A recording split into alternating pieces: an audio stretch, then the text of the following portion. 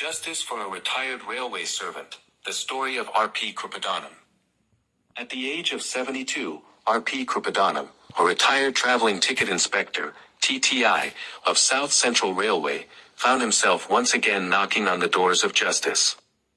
Having dedicated a significant part of his life to the Indian Railways, he believed his retirement would be peaceful. But fate had other plans. It wasn't a complex legal battle that awaited him, just a simple request for what was due, the inclusion of one final increment in the computation of his pension. This one increment might appear trivial to many. However, for Kripadanam, like thousands of other retirees, it symbolized not just money but recognition, fairness, and dignity in retirement. When he approached the Central Administrative Tribunal, CAT, Hyderabad bench, he wasn't just fighting for himself but stood as a representative of countless pensioners whose rightful benefits had been delayed or denied.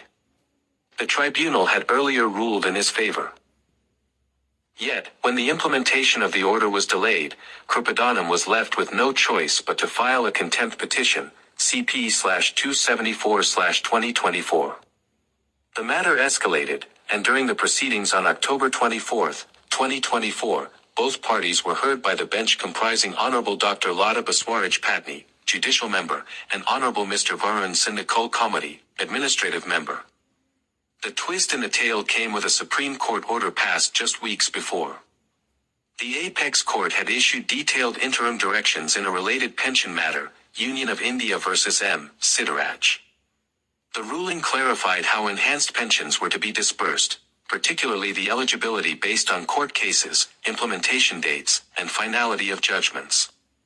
Taking note of this, the respondents, represented by the railway officials, informed the tribunal that they were ready to implement the tribunal's order within 2 months from its receipt. Their counsel acknowledged the Supreme Court's directives and offered assurances that Kripadanam's benefits would be processed accordingly. The tribunal, appreciating the willingness to comply, chose not to press further. It closed the contempt petition, but with a critical caveat. Should the authorities fail to implement the order within the promised timeframe, Kripadanam would be free to seek revival of the petition. As the session concluded, Kripadanam walked out of the courtroom, hopeful.